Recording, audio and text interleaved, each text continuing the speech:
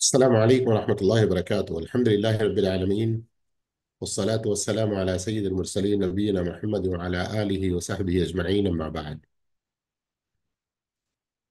الحمد لله. ఈరోజు మనం హదీత్ క్లాస్లో శత సాంప్రదాయాలు ప్రవక్త సల్లల్లాహు అలైహి వసల్లం వారి 100 సున్నతులను ప్రస్తావిస్తూ ఒక పుస్తకం ఏదైతే జుల్ఫీ దావా అండ్ గైడెన్స్ ఆఫీస్ వారు ప్రింట్ చేశారో అందులో ఈనాటి మన క్లాస్లో 84వ హదీత్ చదవబోతున్నాము. عن أبي هريرة رضي الله تعالى عنه أن رسول الله صلى الله عليه وسلم قال: إياكم والظن فإن الظن أكذب الحديث. హజరత్ అబూ హురైరా రదియల్లాహు తాలా అన్హు ఉల్లేఖించారు, ప్రవక్త సల్లల్లాహు అలైహి వసల్లం ఉపదేశించారు, లేనిపోని అనుమానాలకు పోకండి, గురి కాకండి.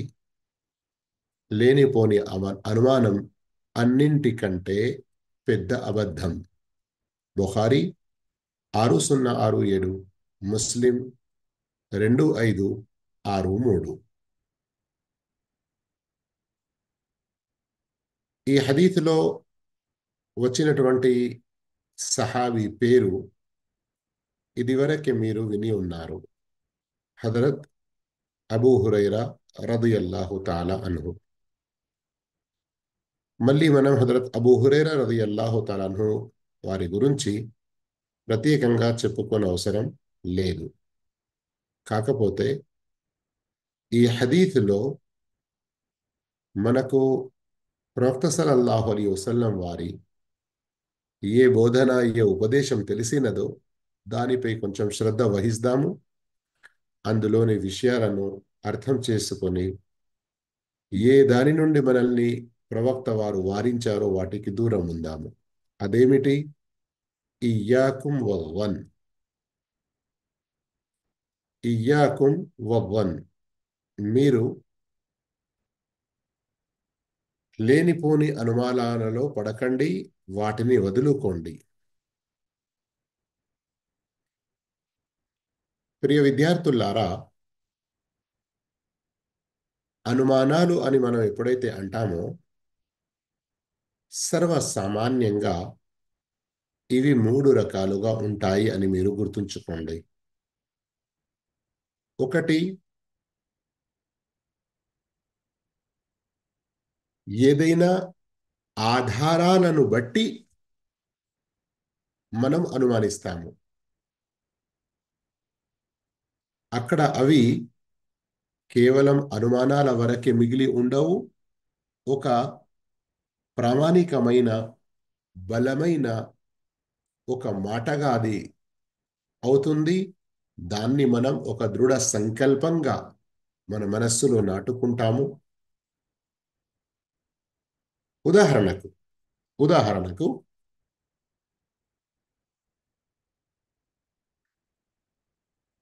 ఒక వ్యక్తి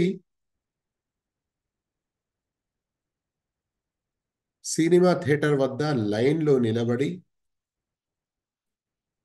టికెట్లు తీసుకున్నది మరియు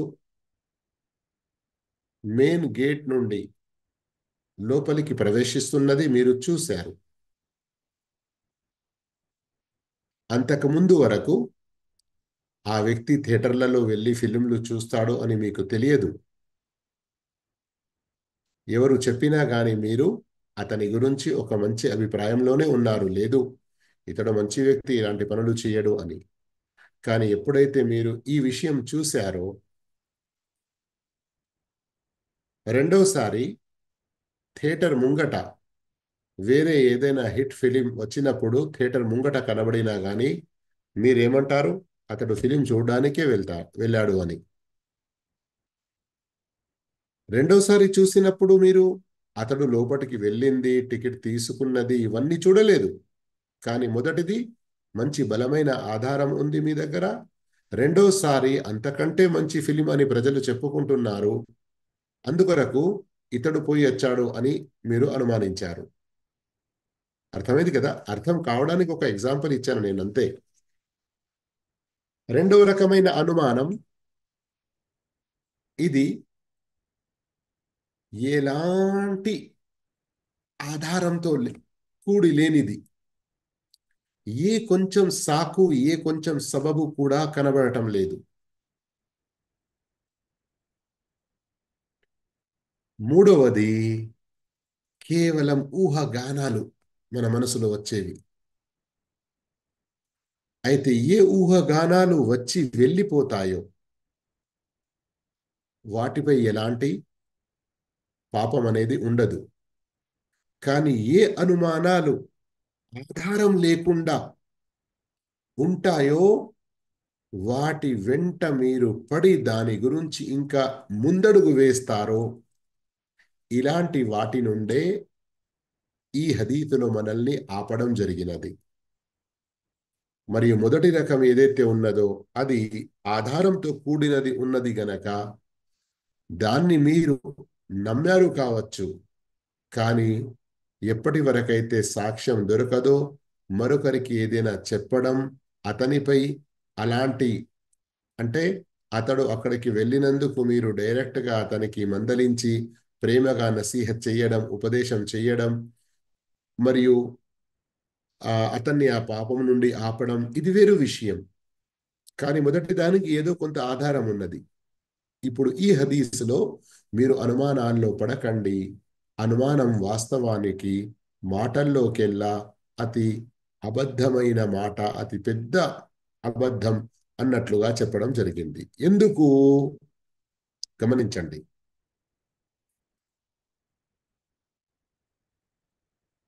దీన్ని మనం కొన్ని ఉదాహరణలతో తెలుసుకుందాము.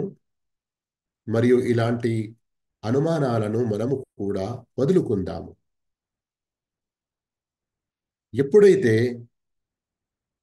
మనిషి ఈ అనుమానాలను వదులుకోడో అతడు ప్రజల పట్ల ఇలాంటి దురభిప్రాయాల్లో ఉండి, చెడు అనుమానాల్లో ఉండి స్వయం అతను పాపంలో పడతాడు.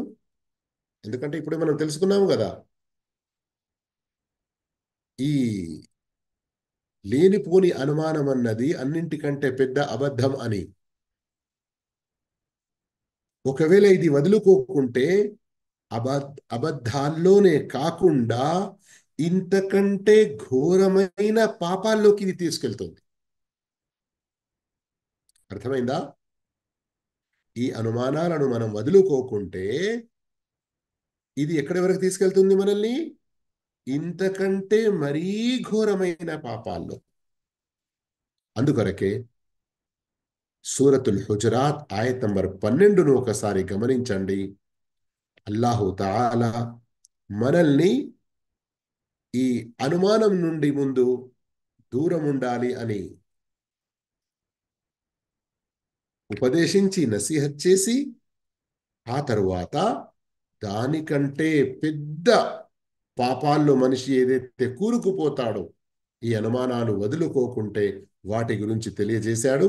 ఒకసారి సూర్య హుజరాత్లోని ఆయత్ గమనించండి.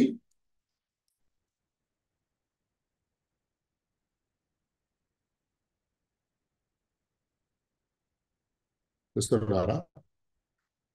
సూర నంబర్ 49 అల్ హుజరాత్ సూర ఆయత్ నంబర్ 12. ఓ విశ్వాసులారా, ఓ విశ్వాసులారా, అతిగా అనుమానించటానికి దూరంగా ఉండండి. కొన్ని అనుమానాలు పాపాల క్రిందికి వస్తాయి సుమా. కొన్ని అనుమానాలు పాపాల క్రిందికి వస్తాయి అని అల్లాహ్ ఇక్కడ చెప్పాడు. ప్రవక్త సల్లల్లాహు అలైహి వసల్లం వారు ఏం చెప్పారు? ఫఇన్న ظن అక్దబ్ అల్ హదీద్. అనుమానాలు అన్నింటికంటే పెద్ద అబద్ధం అని. ఎందుకు? ఆ తర్వాత గమనించండి. ఎప్పుడైతే మనిషి ఒకరి గురించి అన్యాయంగా తప్పుగా అనుమానిస్తాడో ఏం చేస్తాడు? కూపీలు లాగకండి.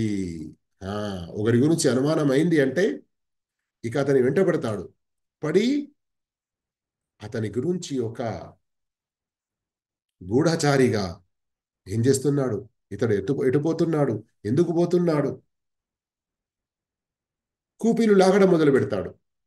దానిపై ఇక అతనికి తృప్తి ఉండదు. ఆ మనిషి గురించి ఏదైనా ఒక విషయం చూశాడు, తెలుసుకున్నాడు అంటే ఆ మాట అతని మనస్సులో ఉండదు. ఏం చేస్తాడు? మీలో ఎవరూ ఇంకొకరి గురించి వీపు వెనుక చెడుగా చాడీలు చెప్పుకోకూడదు. గీబత్ వలా యగ్తబ్ బాదుకుం బాదా. గీబత్ చేయడం మొదలవుతుంది. పరోక్ష నింద, చెడుగా చెప్పుకోవడం. మరి ఇది ఎంత చెడ్డ పాపమో తెలుసా? అల్లా ఏమంటున్నాడు? ఏమిటి? మీలో ఎవరైనా చచ్చిపోయిన మీ సోదరుని మాంసం తినటానికి ఇష్టపడతారా? చూడండి, మీరు స్వయంగా దీన్ని ఏవగించుకుంటారు, అసహ్యించుకుంటారు. అల్లాహకు భయపడుతూ ఉండండి. నిశ్చయంగా అల్లాహ్ పశ్చాత్తాపాన్ని స్వీకరించేవాడు, కరుణించేవాడు. అంటే ఇది చాలా ఘోరమైన పాపం.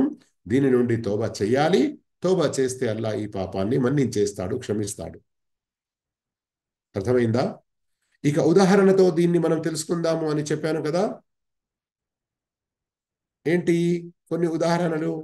మనిషి ఈ అనుమానాలను వదులుకోకుంటే ఎంత చెడ్డ పాపాలలో కూరుకుపోతాడు.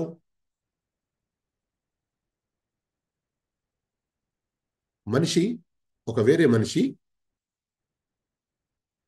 అతని వద్ద ఏదైనా డబ్బులు చూస్తే అతని గురించి అనుమానం ఉన్నది గనక ఈ డబ్బులు ఎక్కడైనా హరాం మార్గంలోనే సంపాదించాడు కావచ్చు, లేకుంటే గింత డబ్బు ఎందుకు వస్తుంది మన దగ్గర?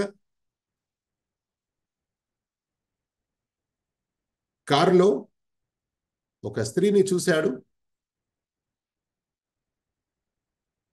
అయితే ఏ మనిషిని అనుమానిస్తున్నాడో ఆ మనిషి వెంట ఒక స్త్రీ ఉంటే, భార్య కావచ్చు, తల్లి కావచ్చు, చెల్లి కావచ్చు, అలా మంచి అనుమానం కాకుండా ఏం చేస్తాడు? లేదు, ఆమె ఏదో ఎవరినో ప్రేమిస్తున్నట్టున్నాడు వీడు, ఆమెను ఎక్కడికో తీసుకెళ్తున్నట్టున్నాడు. ఎటైనా ప్రయాణంలో వెళ్ళినప్పుడు, ఓ బాగానే ప్రయాణాలు చేస్తున్నాడు, ఆఖరి ఎక్కడి నుండి వస్తుంది కావచ్చు ఇంత డబ్బు. వీడు ఇంతగా ప్రయాణాలకు వెళ్తున్నాడంటే ఏదైనా మంచి పని కొరకు వెళ్తున్నాడా? ఈ విధంగా మనిషి ఈ అనుమానాలకు అడ్డుకట్టు పెట్టకుండా, వదులుకోకుండా అలాగే వదిలేశాడంటే అతని ద్వారా ఎందరో మనుషుల గురించి ఎన్నెన్నో రకాల, అందుకొరకే చూడండి కొందరిని మనం చూస్తాము.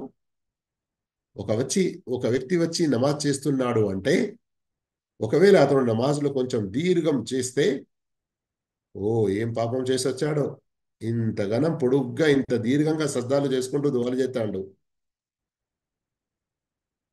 ఈ విధంగా అనుమాన రోగంలో పడిన మనిషి, అతని నుండి ఎవరూ కూడా మంచి రీతిలో బ్రతికి ఉండరు. ఎవరి గురించైనా ఏదో ఒకటైన అనుమానంతో ఏదో ఒక మాట అనేస్తూ ఉంటాడు. చివరికి ఏమైపోతుంది? ప్రవక్త వారి హదీసులో గమనించండి, ఏం చదివారు? ఫఇన్న వన్న అక్దబల్ హదీత్. ఈ లేనిపోని అనుమానం అన్నది అన్నింటికంటే పెద్ద అబద్ధం. అవును, ఈ మనిషి ఏ ఒక్క అనుమానం కూడా ఆధారంతో కూడినది లేదు గనక ఇతడు అబద్ధాల మూటలు కట్టుకున్న వాడవుతాడు. అసత్య మాటలు ఒకరి గురించి చెప్పిన వాడవుతాడు. చివరికి ఇతడు చాలా పాపాలు తన వీపుపై వేసుకున్న వాడవుతాడు. ఈ విధంగా అల్లా శిక్షలకు ఇతడు గురి అయిపోతాడు. అందుకొరకే సోదర మహాశివులారా, ఇలాంటి పాపాల్లో పడకూడదు. వాస్తవానికి ప్రవక్త సల్లల్లాహు అలైహి వసల్లం చెప్పిన మాటలో ఎన్నో దూరపు ఆలోచనలు మనకు కలిగిస్తాయి. మరియు సమాజం బాగుపడాలి, మంచిగా ఉండాలి అంటే ఇలాంటి అబద్ధాలను, ఇలాంటి అనుమానాలను మనం వదులుకోవాలని చాలా స్పష్టంగా బోధపడుతుంది. రండి, ఈనాటి దర్సులో మనం రెండో హదీత్, హజరత్ అస్వద్ రహిమహుల్లా عن الأسود قال: سألت عائشة رضي الله عنها ما كان النبي صلى الله عليه وسلم يصنع في بيته؟ قالت: كان يكون في مهنة أهله، تعني خدمة أهله، فإذا حضرت الصلاة خرج إلى الصلاة. حضرت أسود رحمه الله ఉల్లేఖనం ప్రకారం ప్రవక్త సల్లల్లాహు అలైహి వసల్లం ఇంట్లో ఏమి చేసేవారని ఆయిషా రదియల్లాహు తాలా అన్హాని నేను అడిగాను అని అంటున్నారు ఆయన. దానికి ఆయిషా రదియల్లాహు తాలా ఇలా సమాధానం ఇచ్చారు. ప్రవక్త సల్లల్లాహు అలైహి వసల్లం తమ ఇల్లాలికి ఇంటి పనుల్లో సహకరిస్తూ ఉండేవారు. నమాజు సమయం అయిన వెంటనే నమాజు కొరకు వెళ్ళేవారు. సహీ బుఖారీ 676. చాలా స్పష్టంగా ఉంది హదీత్. ఈ హదీతులో కూడా మనకు ఎన్నో బోధనలు అల్హమ్దులిల్లా తెలుస్తున్నాయి. అయితే హదీత్ యొక్క బోధనలు మనకు ఏమున్నాయి అని తెలుసుకునేకి ముందు ఇక్కడ ఆయిషా రదియల్లాహు తన్హా వారి ప్రస్తావన వచ్చింది. ఇంతకు ముందే మనం తెలుసుకున్నాము ఆయిషా రదియల్లాహు తన్హా గురించి. ప్రవక్త సల్లల్లాహు అలైహి వసల్లం వారి పవిత్ర భార్య ఆయిషా రదియల్లాహు తన్హా ఒక్కరే ప్రవక్త వారి 11 భార్యల్లో కన్య. అంటే ఇంతకుముందు ఆయిషా రదియల్లాహు వారికి ఎవరితో పెళ్లి కాలేదు. ప్రవక్తయే ఆయిషా రదియల్లాహు తన్హా వారి మొదటి భర్త. మిగతా భార్యలందరూ కూడా ప్రవక్త సల్లల్లాహు అలైహి వసల్లం కంటే ముందు వేరే భర్తల వద్ద ఉన్నవారు, ఆ వారి యొక్క భర్తలు చనిపోయారు, లేదా ఆ భర్తలను వీరు వదిలేశారు. కానీ ఆయిషా రదియల్లాహు తన్హా వారి గురించి చాలా చాలా ఘనతలు ఇంతకుముందు తెలుసుకున్నాము మనం. ఆయిషా రదియల్లాహు తన్హా వారి సీరత్లో ఒక చాలా మంచి తెలుగు పుస్తకం కూడా ఉన్నది. ఇంకా ఎక్కువ తెలుసుకోవాలనుకునేవారు తప్పకుండా ఆ పుస్తకం చదవండి.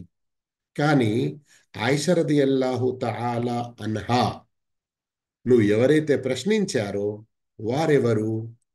అస్వద్ బిన్ యజీద్ బిన్ ఖైస్ అన్నఖఈ అల్ కూఫీ. ఈయన గురించి ఇమాం దహబీ రహిమహుల్లా చెప్పారు, అల్ ఇమాం అల్ ఖుద్వా అల్ హాఫిద్ అత్ తిఖ. కూఫాలో తమ కాలంలో చాలా పెద్ద ఆలిం. ఈయన ఎవరు? మీకు హజరత్ అబ్దుల్లా బిన్ మసూద్ రదియల్లాహు అన్హు తెలుసు కదా. అబ్దుల్లా బిన్ మసూద్ రదియల్లాహు తాలా అన్హు వారి ప్రత్యేక శిష్యుల్లో, విద్యార్థుల్లో ఒకరు ఈయన. ఈయన జాహిలియత్ అంటే ప్రవక్త సల్లల్లాహు అలైహి వసల్లం వారి కాలం కంటే ముందు అజ్ఞాన కాలం ఏదైతే ఉందో అది పొందినవారు, మళ్ళీ ఇస్లాం కాలాన్ని కూడా పొందినవారు. హజరత్ అబూబకర్, హజరత్ ఉమర్, హజరత్ ఉస్మాన్, హజరత్ అలీ నలుగురు ఖలీఫా రదియల్లాహు తాలా అన్హాలను చూశారు. వారితో హదీసులను ఉల్లేఖించారు కూడా. అంతేకాదు ఇంకా వేరే పెద్ద పెద్ద సహాబాల ద్వారా కూడా హదీసును ఉల్లేఖించారు. ఈయన చాలా దీర్ఘంగా మంచి రీతిలో నమాజ్ చేసేవారు. తహజ్జుద్ నమాజులు చాలా చేసేవారు మరియు ఉపవాసాలు ఎక్కువగా ఉండేవారు. మంచి జాహిద్ మరియు ఆబిద్ అని చెప్పడం జరిగింది. 80 హజ్లు ఈయన చేశారు. కూఫాలో 75వ హిజ్రీ శకంలో చనిపోయారు. అంటే ఇమాం అబూ హనీఫా రహమతుల్లా అలీ కూఫాలో పుట్టక 5 సంవత్సరాల క్రితం చనిపోయారు. ఇక ఈ హదీత్లో ఆయన ఆయిషా రదియల్లాహు తఆలా అన్హాతో అడుగుతున్నారు, ప్రశ్నిస్తున్నారు,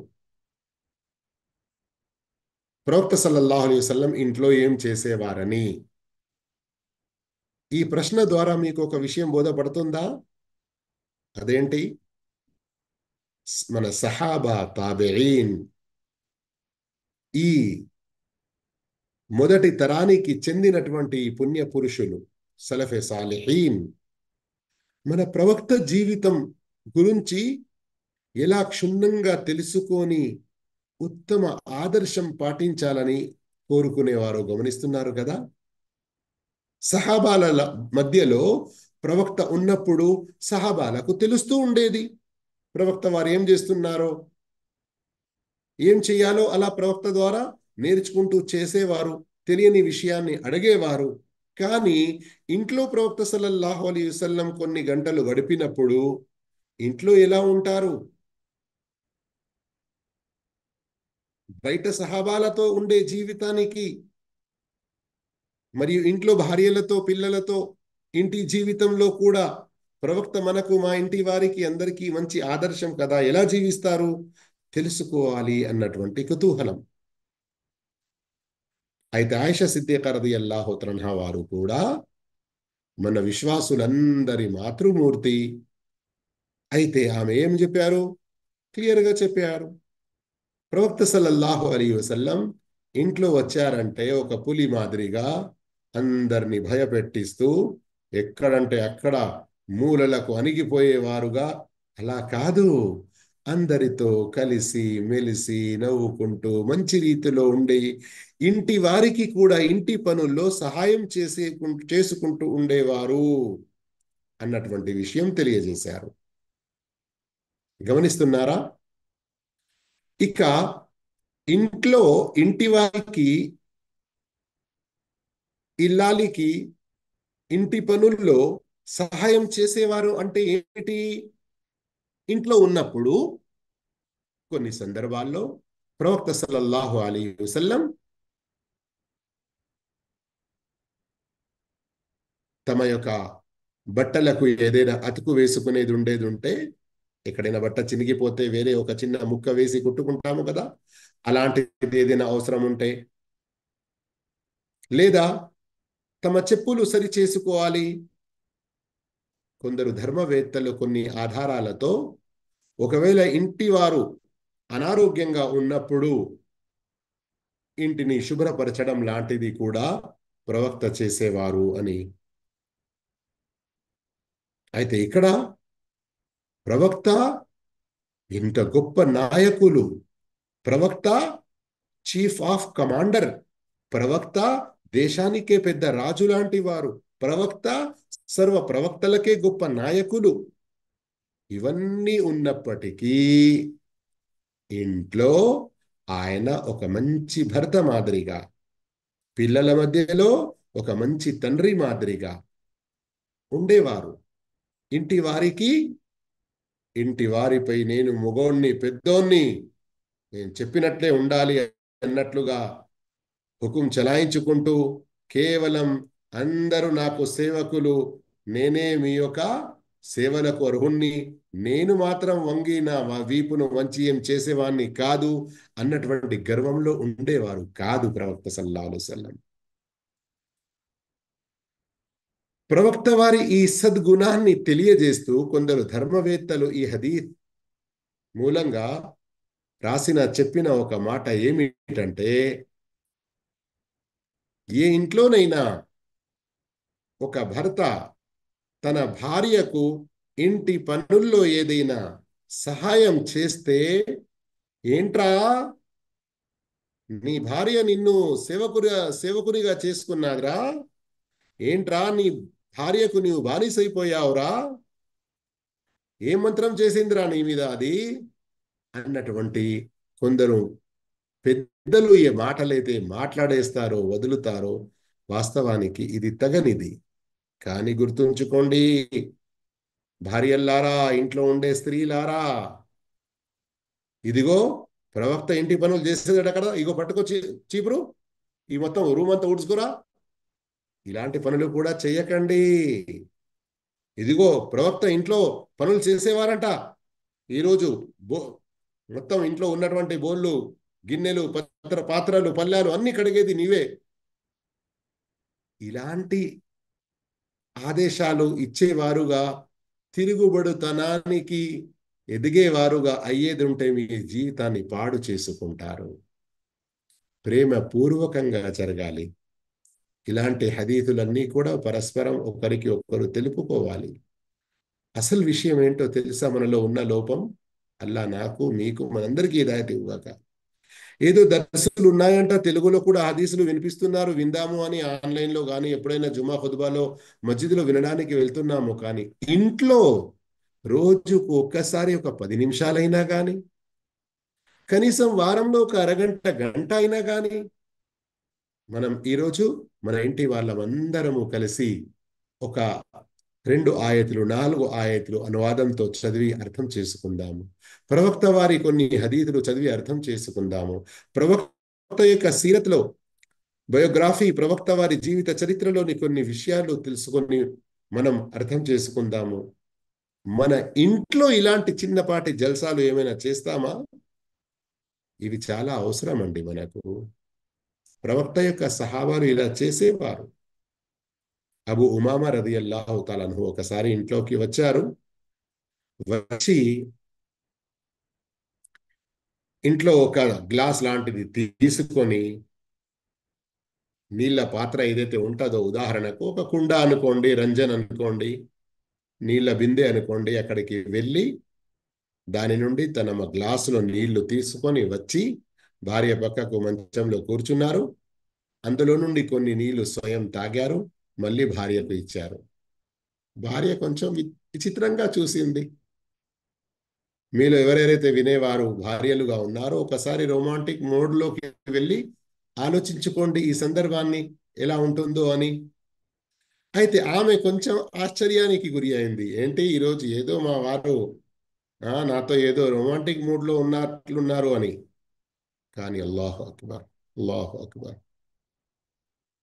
ఆమె యొక్క విచిత్ర చూపులను గమనించి వెంటనే చెప్పారు, చూడండి, ఇప్పుడే నేను ప్రవక్త సల్లల్లాహు అలైహి వసల్లం వద్ద నుండి వస్తున్నాను.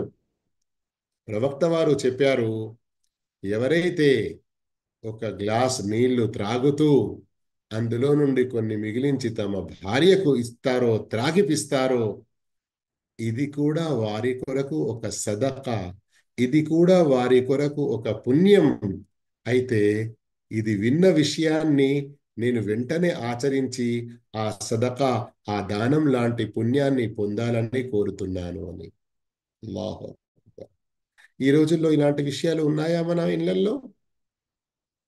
ఎంత అవసరమో ఒకసారి గమనించండి. ఈ విధంగానే ప్రేమలు పెరుగుతాయి. కానీ నేను ఇంతకుముందే చెప్పినట్లు స్త్రీలకు సంబంధించి ఏదైనా మాట వచ్చింది అంటే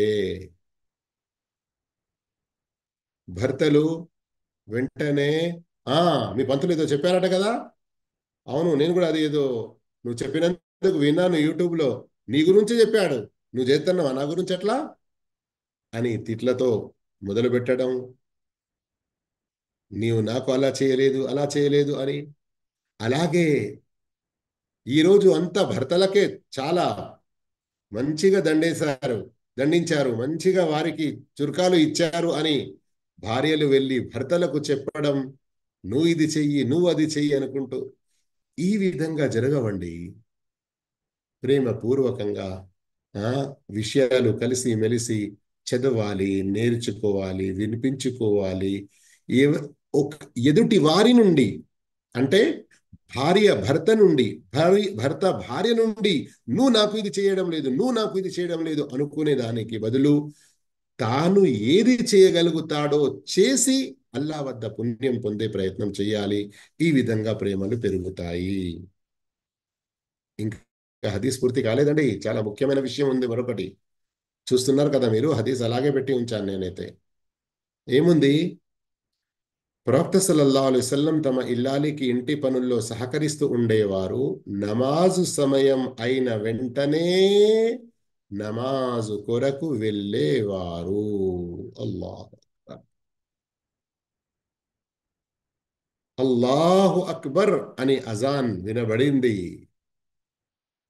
ఇక భార్య పెద్దది కాదు, అల్లాహ్ పెద్దవాడు.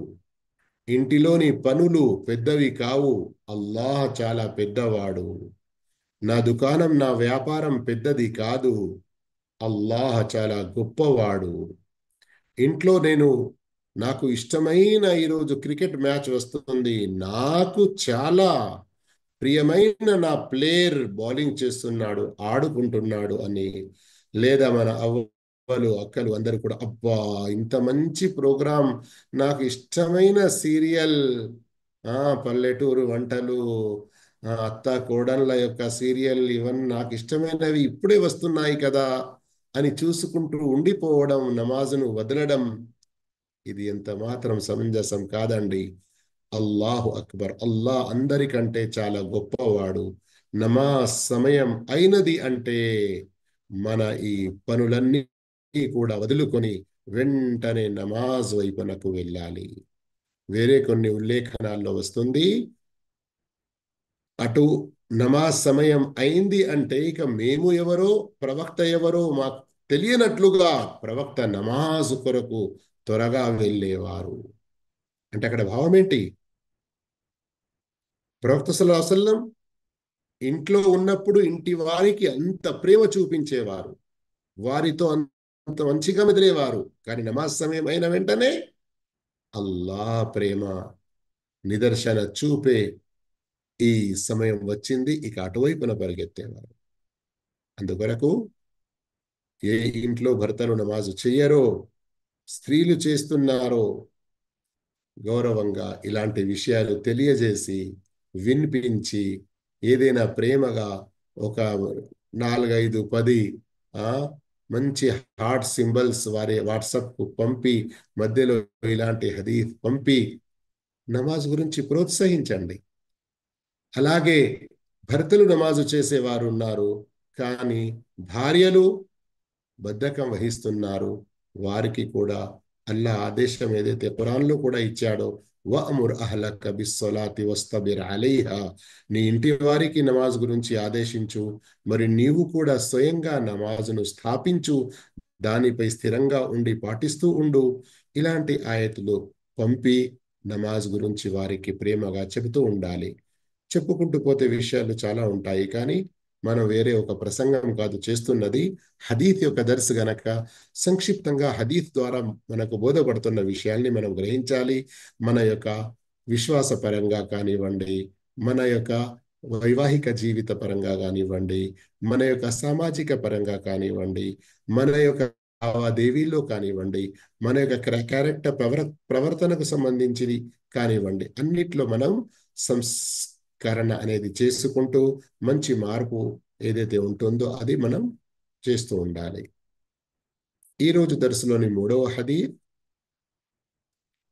عن أبي هريرة رضي الله عنه عن النبي صلى الله عليه وسلم قال: الفطرة 5 أو 5 من الفطرة: الختان والاستحداد وتقليم الأظفار ونتف الإبط وقص الشارب.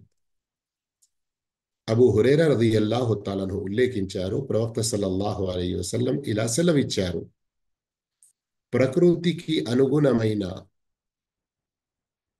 5 విషయాలు ఉన్నాయి. అల్ ఫిత్రతు 5, ప్రకృతి పరమైన విషయాలు 5 ఉన్నాయి. ఔ 5 మినల్ ఫిత్ర, 5 విషయాలున్నాయి, అవి ప్రకృతి గుణాల్లో సహజ సిద్ధమైన లేదా స్వాభావిక గుణాల్లో నివి. 1 ఖత్నా, వడుగులు చేయడం. 2వది నాభి క్రింది వెంట్రుకలు తీసివేయడం. 3వది చంకలోని వెంట్రుకలు తొలగించటం. 4వది గోళ్ళు కత్తిరించడం. 5వది మీసాలు కత్తిరించడం. సహీ బుఖారి 5889, సహీ ముస్లిం 257.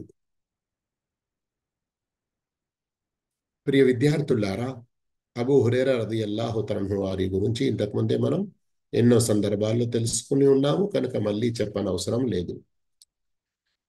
షేఖ్ ఇబ్న్ ఉథైమీన్ రహిమహుల్లా చెప్పారు, హదీస్లో ఇలాగే వచ్చింది, అల్ ఫిత్రతు 5, ప్రకృతి పరమైన సహజ సిద్ధమైన విషయాలు 5 అని, ఔ 5 మినల్ ఫిత్ర, లేదా 5 విషయాలు సహజ సిద్ధ విషయాల్లోనివి. సహజ సిద్ధ విషయాలు, ప్రకృతిపరమైన విషయాలు అంటే ఏంటి? అల్లాహు తఆలా సర్వ మానవులను, ఏదో ఒక్కరిని కాదు, సర్వ మానవులను దాని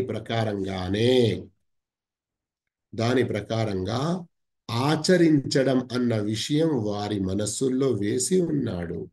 వారు అలా ఆచరించడాన్నే సరియైన పద్ధతిగా భావిస్తారు. అయితే ఎవరైతే దీనికి విరుద్ధంగా చేస్తున్నారో వాస్తవానికి వారు స్వయంగా ఈ ప్రకృతి పరమైన విషయాన్ని కావాలని వదులుతున్నారు. అది వారి అజ్ఞానం వల్ల కావచ్చు, లేదా వారు ఏదైతే ఒక చెడు సమాజంలో ఉండి జీవితం గడుపుతున్నారో అందువల్ల కావచ్చు. లేదా అంటే ప్రతి కాలంలో ప్రతి మనిషి ఒక వయసుకు వచ్చాడు అంటే ఇలాంటి పనులు చేయడమే మంచి విషయం అని అతడు గ్రహిస్తాడు. అయితే ఈ హదీసులో ఇక్కడ మీరు ఏదైతే చూశారో చదివారో 5 విషయాల ప్రస్తావన ఉంది.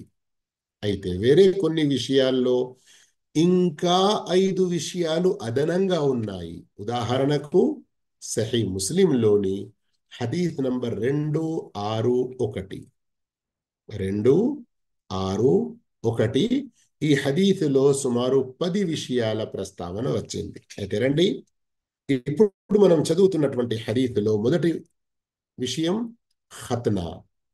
ఖత్నా చెయ్యడం అంటే బాబు పుట్టిన వెంటనే 7 అకీకా చేస్తాము కదా, ఆ రోజే చేయవచ్చు, మంచి విషయం. లేదా ఎంత తొందరగా అయితే అంత తొందరగా బాల్యంలోనే ఈ అకీకా ఒడుగులు చేసేయాలి. మగపిల్లలకు ఖత్నా చెయ్యడం, ఖత్నా వడుగులు, కొందరు దీనినే సున్నతీలు అని కూడా అంటారు. మగపిల్లలకు ఖత్నా చేయడం విధి, వాజిబ్. అయితే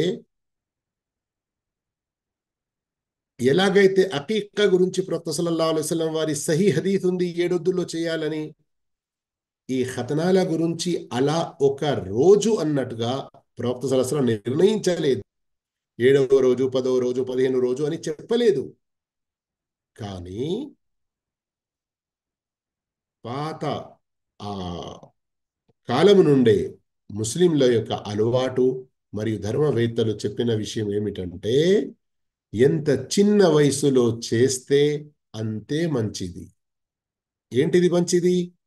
ఆరోగ్యపరంగా మంచిది, సిగ్గు లజ్జ హయా ప్రకారంగా కూడా మంచి విషయం, మరియు శారీరకంగా కానీ మానసికంగా కానీ అవస్థ విషయంలో కూడా ఇంత చిన్నతనంలో చేస్తే అంతే తక్కువ అవస్థ ఉంటుందంట.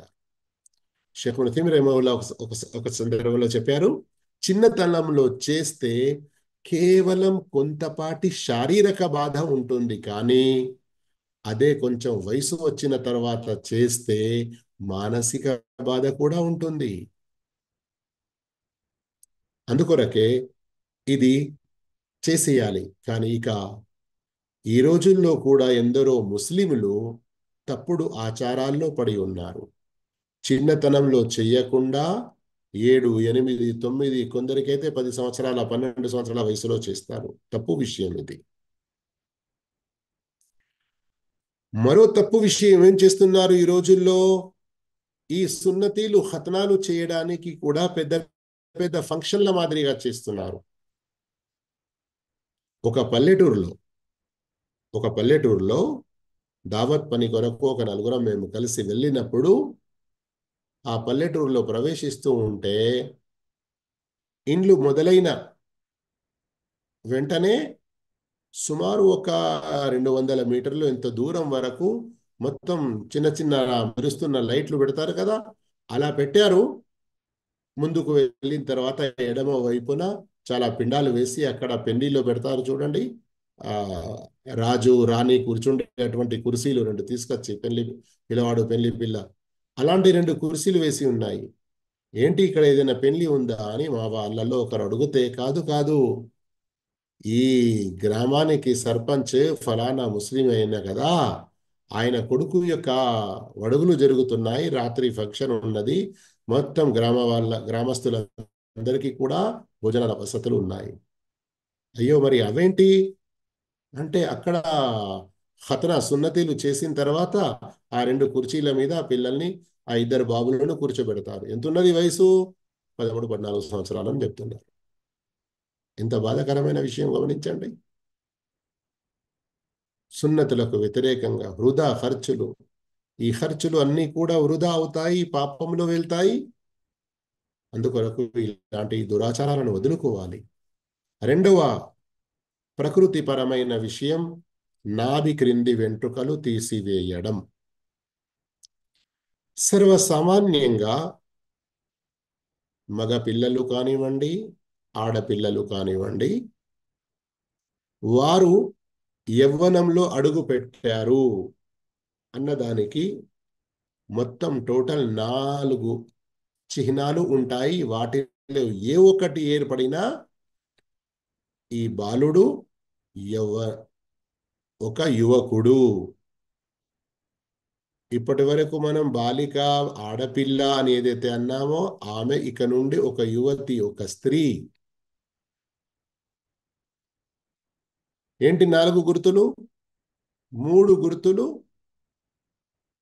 మగపిల్లలు, ఆడపిల్లలు ఇద్దరిలో సమానం.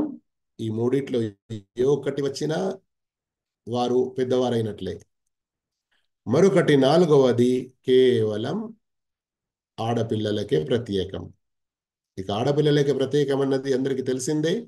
నెలవారీ రక్తస్రావం మొదలవడం, హైద్ లేదా బహిష్టు అని అనడం జరుగుతుంది దానిని. ఇక ఇది ఏ వయసులో ప్రారంభమైనా అక్కడి నుండే ఆమె ఒక బాధ్యురాలు అయిపోయినది. ధర్మ ఆదేశాలకు ఆమె ఒక బాధ్యురాలైనది. అక్కడి నుండి ఆమె యొక్క లెక్కపత్రం అన్నది కూడా మొదలవుతుంది. అన్ని ఆచరణలు అన్ని కూడా రాయబడుతున్నాయి. ఇక మిగతా 3 విషయాలు, అందులో ఒకటి నాభి క్రింద, నాభి చుట్టూన అంటే మర్మాంగం చుట్టూన, నాభి కింద మర్మాంగం చుట్టూన వెంట్రుకలు మెలవడం. ఇది ఏ వయసులో ప్రారంభమైనా ఆ వయసు నుండే వారు అడుగు పెట్టినట్లు యవ్వనంలో. మూడవది స్వప్నస్ఖలనం, మని కామముతో, షహవత్తో వెళ్ళడం. నిద్రలోనైనా, మేలుకొని ఉండడం ఉన్న సందర్భంలోనైనా. ఇక ఎవరికైనా ఆడపిల్లల్లో బహిష్టు రాలేదు, మొదలు కాలేదు, లేదా ఆడపిల్లలు కానివ్వండి, మగపిల్లలు కానివ్వండి, నాభి వెంట్రుకలు మొలవలేదు, మరియు స్వప్నస్ఖలనం కూడా జరగలేదు. కానీ 15 సంవత్సరాల వయస్సు నిండిపోయింది, 16లో అడుగుపెట్టారు. ధర్మ ప్రకారంగా వారు యవ్వనంలో అడుగు పెట్టినట్లే. దైవదూతలు ఇక వారి యొక్క కర్మలన్నీ రాయడం మొదలు పెడతారు. ప్రభుత్వ పరంగా 18 సంవత్సరాలు అని మేజర్ అన్నట్టుగా పెట్టుకున్నారు. కానీ ఇస్లాం ధర్మ ప్రకారంగా ఈ 3 విషయాలు ఏవైతే చెప్పడం జరిగిందో, నాభి క్రింది వెంట్రుకలు మొలవడం కానివ్వండి, లేదా ఆడపిల్లలకు బహిష్టు మొదలవడం కానివ్వండి, లేదా ఇద్దరికి స్వప్నస్ఖలనం జరగడం, ఈ మూడిట్లో ఏ ఒక్కటి సంభవించకుండా 15 సంవత్సరాల వయసు నిండింది అంటే యవ్వనంలో అడుగు పెట్టినట్లే. ఈ 3వ ప్రకృతిపరమైన విషయం చంకలోని వెంట్రుకలు తొలగించడం. ఇది కూడా వయసులో వచ్చిన తర్వాత నుండి మొదలవుతాయి. స్త్రీలకు, పురుషులకు అవి తప్పకుండా తీయాలి. అలాగే గోర్లు కత్తిరించడం తెలిసిన విషయమే. కనీసం వారం 10 రోజులకు ఒకసారి కత్తిరించుకోవాలి, గోర్లు తీసుకోవాలి. గోర్ల కింద ఏదైతే మైలా జమ అవుతుందో దాని మూలంగా విషం అనేది పెరుగుతుంది, నష్టం అనేది జరుగుతుంది. 5వ విషయం మీసాలు కత్తిరించడం. ఇది ప్రత్యేకంగా పురుషులకు. ఇక్కడ మనం చదివినటువంటి 5 విషయాల్లో 2, 3, 4 స్త్రీలకు, పురుషులకు అందరికీ వర్తిస్తాయి. కానీ ఖత్నా అన్న విషయం ఇది మగ పిల్లలకు విధిగా ఉన్నది. మరియు మీసాలు కత్తిరించడం కనీసం వారం 10 రోజుల్లో ఇది కూడా చేస్తూ ఉండాలి పురుషులు. ఇక్కడ మీసాలు అని ఏవైతే అనడం జరుగుతుందో, పెదవులు ఏవైతే ఉన్నాయో, పై పెదవులు మనం సర్వసామాన్యంగా చూస్తాము. పెదవుల ఒక అంచు ఉంటుంది కదా, దానిపైన వెంట్రుకలు మొలుస్తాయి, దాని కింద బెలవవు కదా. అయితే దాని కిందికి వెంట్రుకలు పెరగడం మొదలవుతే అవి కట్ చేసేయాలి, అవి కట్ చేసేయాలి. ఇక సహీ ముస్లిం షరీఫ్లో ఇంకా అదనంగా 5 విషయాలు ఏవైతే వచ్చి ఉన్నాయో, పురుషులు గడ్డాన్ని దాని స్థితిలో వదలడం, ఏమాత్రం కట్ చేయకుండా, ట్రిమ్మింగ్ చేయకుండా, చిన్నగా చేయకుండా. 7వ విషయం మిస్వాక్ చేయడం. 8వ విషయం ముక్కులో నీళ్లు ఎక్కించి శుభ్రపరచడం. 9వ విషయం మలమూత్ర విసర్జన తర్వాత పరిశుభ్రం చేయడం నీళ్లతో. 10వ విషయం మన ఈ చేతుల్లో, కాళ్ళల్లో ఎక్కడెక్కడైతే కొంచెం మైల, మట్టి లాంటిది జమ అయ్యేటువంటి ప్రమాదం ఉన్నదో అక్కడ శుభ్రంగా కడగడం. అంటే వేళ్ళ మధ్యలో కానివ్వండి, మోచేతుల లోపలి భాగం కానివ్వండి, ముఖాళ్ళ లోపలి భాగం. ముఖాలు అంటే మనం సరసనంగా పైన ఉంటుంది కదా, అది దాని వెనుక ఏదైతే ఉన్నదో పిక్క మరియు తోడ, ఎక్కడి నుండి అయితే పిక్క ఎండ్ అయి తోడ మొదలవుతుంది కదా, లోపలి భాగం, అక్కడ చెమట కూడా వస్తూ ఉంటుంది. ఎలా ఇలాంటి ప్రదేశాలను ప్రత్యేకంగా కడిగి శుభ్రపరచుకోవడం. ఎందుకంటే ఇవన్నీ విషయాలను మీరు చూడండి, ఈ 10 విషయాలను గనక మీరు గ్రహిస్తే ఏం తెలుస్తుంది? ఇస్లాం ధర్మం, తౌహీద్, సున్నత్, నమాజ్, ఉపవాసాలు, జకాత్, తల్లిదండ్రుల సేవ, ఇంకా వేరే ఎన్నో విషయాల గురించి బోధిస్తుంది కదా. మనిషి తన యొక్క ఫిజికల్ గా కూడా మంచిగా కనబడాలి, మంచిగా ఉండాలి, శుభ్రంగా ఉండాలి అన్నటువంటి విషయం గురించి బోధిస్తుంది. అందుకొరకే చూడండి, ఈ రోజుల్లో ఎవరైతే మీసాలు కత్తిరించకుండా, చెంక వెంట్రుకలు తీయకుండా ఇలా అశుభ్రంగా, ఎంత చిందరవందరంగా, పాడుగా ఉంటారు. కానీ నౌజుబిల్లా, అస్తగ్ఫిరుల్లా, ధర్మ జ్ఞానానికి దూరమై మన సృష్టికర్త అయిన అల్లాహ్, మన అందరి మానవుల నాయకులైన ప్రవక్త ముహమ్మద్ కారుణ్యమూర్తి సల్లల్లాహు అలైహి వసల్లం ద్వారా ఇచ్చిన మంచి బోధనలను మరిచిపోయి వాటికి దూరంగా ఉన్నందువల్ల కుక్కల మాదిరిగా, పందుల మాదిరిగా తన వెంట్రుకలు కట్ చేసుకోవడాన్ని ఈ రోజుల్లో ఒక ఫ్యాషన్ గా భావిస్తున్నారు. అటు ఇటు వైపు నుండి మొత్తం గడ్డాన్ని కట్ చేయడం, ఈ చెంపల మీద ఉండద్దు, కింద ఉండద్దు, అటు ఉండద్దు, ఇటు ఉండద్దు, గడ్డం దాని స్థితిలో ఉంటే పాడుగా కనపడతారు అని మొత్తం ట్రిమ్ చేస్తూ అటు నుంచి ఇటు నుంచి దాన్ని జివా చేస్తూ, అస్తగ్ఫిరుల్లా, ప్రవక్త సున్నత్కు వ్యతిరేకం. ప్రతి ఒక్కరూ తన ఇష్టానుసారం చేసేసరికి ఇంకా ఎంత పాడుగా మారిపోతుంది పరిస్థితి. కానీ అదే ప్రవక్త సల్లల్లాహు అలైహి వసల్లం ఏదైతే చెప్పారో, అక్రీము షఅరకుం, మీ వెంట్రుకలను కూడా మీరు జాగ్రత్తగా చూసుకోండి. కనీసం వారంలో ఒకసారి మనం తలకు మంచి నూనె పెట్టి దూసుకోవాలి అన్నటువంటి పద్ధతి కూడా మనకు నేర్పడం జరిగింది కదా. అలాగే గడ్డం, వెంట్రుకలను కూడా మంచి రీతిలో మనం దూచుకుంటూ, దువ్వెనతో సరిచేసుకుంటూ మంచిగుంచుకునే ప్రయత్నం చేయాలి. కానీ వెంట్రుకలు అటులేస్తున్నాయి, ఇటులేస్తున్నాయి అని గడ్డాన్నే కత్తిరించడం, అసలైన ఫిత్రత్కు వ్యతిరేకం పాటించి అల్లా యొక్క దృష్టిలో చెడ్డవాళ్ళుగా ఎందుకు మారాలి? అల్లా అందరికీ హిదాయత్ ప్రసాదించుగాక. 87వ హదీస్ عن سهل بن سعد رضي الله عنه عن النبي صلى الله عليه وسلم قال: أنا وكافل اليتيم في الجنة هكذا، وقال بإصبعيه السبابة والوسطى. ప్రవక్త సల్లల్లాహు అలైహి వసల్లం ఈ శుభవార్త ఇచ్చారని సహల్ బిన్ సఅద్ రదియల్లాహు తాలా అన్హు ఉల్లేఖించారు. నేను మరియు అనాథల సంరక్షకుడు.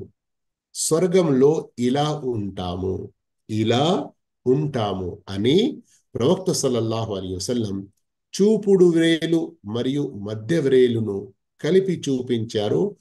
వేరే హదీసులో వస్తుంది, మధ్యలో చిన్నగా గ్యాప్ ఉంచారు. బుఖారీ 6005. ఈ హదీసులో సహాబీ పేరు మీరు విన్నారు, సహల్ బిన్ సఅద్ రదియల్లాహు తాలా అన్హు అని.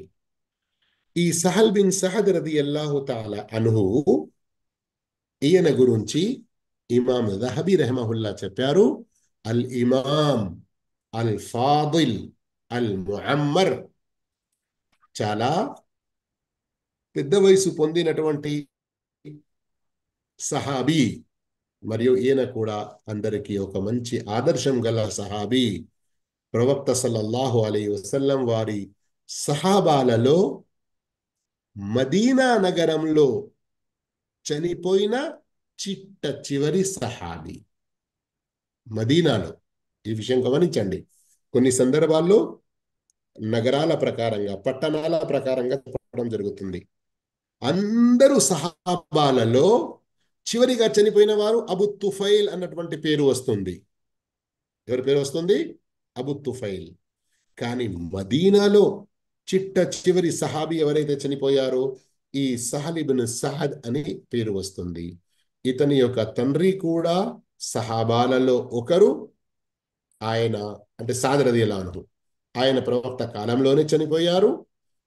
ఈ సహల్ ప్రవక్త చనిపోయే సందర్భంలో 15-16 సంవత్సరాల నవయువకులు అన్నటువంటి ప్రస్తావన వస్తుంది. అయితే ఈయన కూడా ప్రవక్త సల్లల్లాహు అలైహి వసల్లం వారి కొన్ని హదీతులను ఉల్లేఖించారు. అందులో ఈ ఒక హదీత్ ఏదైతే ఇప్పుడు మనం వింటున్నామో. అయితే ఈ హదీతులో ఏం చెప్పడం జరిగింది? అనాథలను మన సంరక్షణలో తీసుకోవడం, మన బిడ్డలు, మన పిల్లలతో పాటు వారిని కూడా పోషించడం, వారికి మంచి శిక్షణ ఇవ్వడం, మంచి చదువు, విద్యా బుద్ధులు నేర్పడం, ఇది చాలా చాలా గొప్ప పుణ్యకార్యం.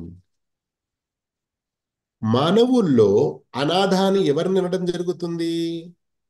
ఎవరి చిన్నతనంలోనైతే వారి తండ్రి చనిపోతాడో అతన్ని అనాథ అని అనడం జరుగుతుంది. చిన్నతనంలో, యవ్వనంలో వచ్చిన తర్వాత అతన్ని తండ్రి చనిపోతే అతన్ని అనాథ అని అనడం జరగదు.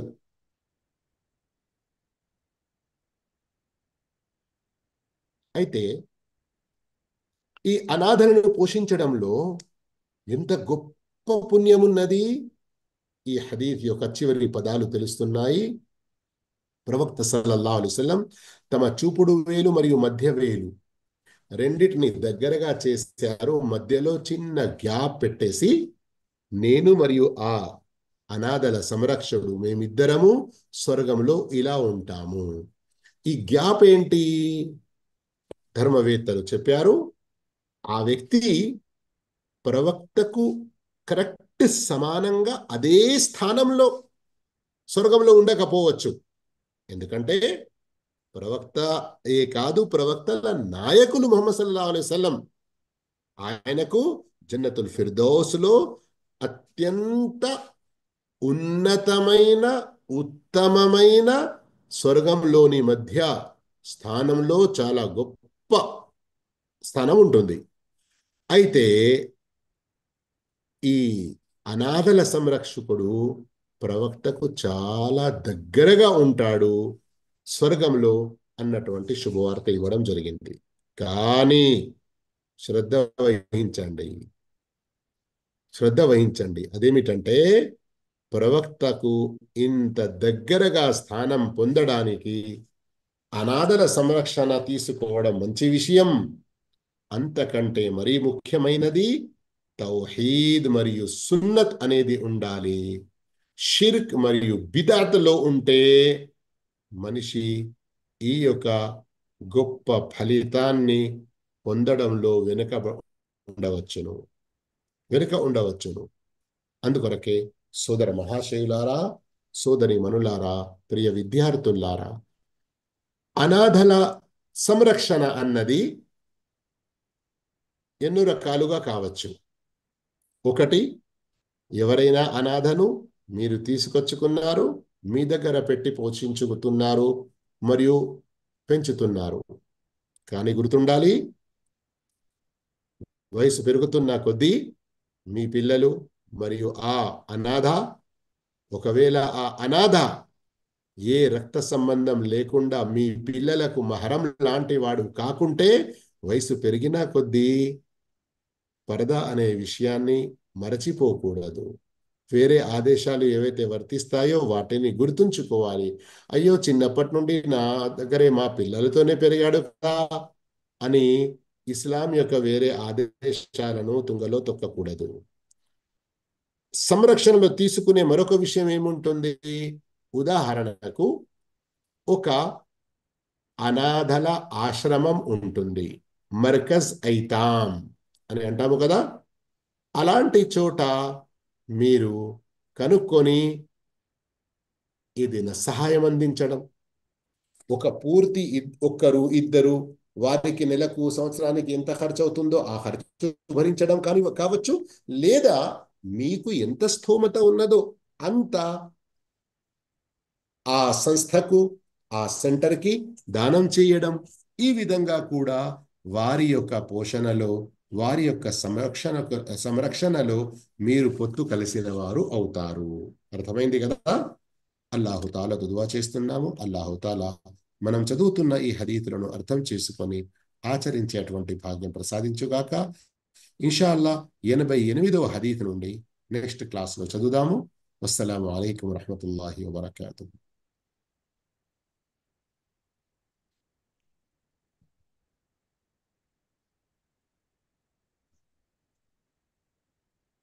ఎవరు शेख వద్ద? अस्सलाम वालेकुम शेख. వాలేకుం సలాం వరహమతుల్లా. शेख ఇప్పుడు అనాథ అంటే తండ్రి చనిపోతేనే అంటారా షేక్, తల్లి చనిపోతే అంటారా? లేదు, తండ్రి చనిపోతేనే. జీ షేక్. తల్లి చనిపోతే ఇప్పుడు అనాథ అనరు, తండ్రి చనిపోతేనే అనాథ అంటారు. ఓకే షేక్. ఇప్పుడు ప్రాజ్ఞ వయస్సు వచ్చిన పిల్లల గురించి చెప్పారు కదా షేక్. ఆ విషయంలో మాట రెండు కట్ ప్రశ్నలు అయింది, మాట ఏంటంటే కట్ షేక్, అయింది, ఇప్పుడు మాట కట్ అయింది. జీ షేక్ ఇప్పుడు వస్తుందా షేక్? హలో. వస్తుంది వస్తుంది జీ షేక్. వస్తుంది, చెప్పండి. ఇప్పుడు ప్రాజ్ఞ వయస్సు వచ్చిన పిల్లల గురించి ప్రశ్న చెప్పారు కదా షేక్. ఇప్పుడు ఇందులో రెండు ప్రశ్నలు ఏంటంటే, ఇప్పుడు ఏ వయసుకి వాళ్ళు ప్రాజ్ఞ వయసు చేరుకున్నా అప్పుడు దాకా వాళ్ళ మీద లెక్కలు అనేవి ఉండవా అనేది ఒక ప్రశ్న. రెండు ఏంటంటే, ఇప్పుడు ఆ హార్మోన్ ప్రభావం వల్ల, తినే తిండి వల్ల చిన్న వయసులోనే పెద్దవాళ్ళు అయిపోతున్నారు కదా షేక్. వాళ్ళకు కూడా ఇస్లామీ ఆదేశాలు ఇలాగే వర్తిస్తాయా అనేది ప్రశ్న అవును, షేక్. వాస్తవానికి ఇస్లాం ఆదేశాల యొక్క బాధ్యత అనేది ప్రాజ్ఞ వయస్సుకు చేరినప్పటి నుండే వారి గురించి రాయబడుతుంది. రుఫి అల్ కలము అన్ తలాత్, మూడు రకాల వారి యొక్క కర్మలు రాయబడవు. వారిలో ఒకరు ఇంకా ప్రాజ్ఞ వయస్సుకు చేరని వారు. కానీ మీరు అడిగినట్లు, ఒకవేళ హార్మోన్స్ ప్రభావం వల్ల కానివ్వండి, లేదా తిండి యొక్క ప్రభావం వల్ల కానివ్వండి, ప్రాజ్ఞ వయస్సుకు చేరారు అంటే వారి యొక్క కర్మలు రాయబడతాయి. అందుకొరకే ఇక్కడ మరో విషయం గమనించాలి. కర్మలు రాయబడడం అది వేరు, కానీ మంచి విషయాల గురించి శిక్షణ ఇవ్వడం, చెడు నుంచి దూరం ఉండే అటువంటి తర్బియత్, వారికి మంచి తర్ఫీదు చేయడం, ఇది చిన్నప్పటి నుండే అవసరం. అందుకొరకే మనకు ఏం కనబడుతుంది? 7 సంవత్సరాల వయసులో నుండే నమాజు గురించి చెప్పాలి అని. హసన్ హుస్సేన్ రలియల్లాహును చాలా చిన్న పిల్లలు ఇంకా, కానీ వారి పిల్లలకు తెలియకుండా కింద పడి ఉన్న విషయాలు ఏదైనా తీసుకొని నోట్లో వేసుకుంటారో, ఆ విధంగా ఒక ఖజూరం నోట్లో వేసుకున్నందుకు అయ్యో అయ్యో మనం ఇలాంటి సదకాల యొక్క ఖజూర్లు తినకూడదు అని ప్రవక్త నోట్లో పోయిన విషయాన్ని బయటికి తీపించారు. అసలు ఆయన తింటే కూడా ఆ వయసులో పాపం కాదు, కానీ చిన్నప్పటి నుండే ఇలాంటి విషయాల యొక్క శిక్షణ తప్పనిసరి విషయం. నేను ఎందుకు ఈ మాట చెప్తున్నాను? అరే, ఇంకా వారిపై బాధ్యత లేదు కదా, వారి గురించి ఏమి రాయబడదు కదా, అవునివ్వండి పిల్లలే కదా అని అనుకుంటారు. అయ్యో, పిల్లలే కదా అని నానా ఎన్నో రంగురంగుల ఏదో అన్ని ఆ, విచిత్ర డ్రెస్సులు పిల్లలకు తొడిగిస్తారు. ఏంటంటే పిల్లలే కదా, పెద్దవారైనాక వారికి మంచి పరదాలు బురకాలు వేద్దాము. ఇవన్నీ తప్పు విషయాలు. చిన్నప్పటి నుండే మంచి శిక్షణ చేయాలి. వారికి ఆ చిన్న వయసులో రాయబడనప్పటికీ కూడా వయసులో వచ్చి వారు కర్మలు రాయబడుతున్న సమయానికి వారు మంచి ఏంటి చెడు ఏంటి తెలుసుకొని మంచిని చేసేవారు, చెడును వదులుకునేవారుగా ఉండాలి.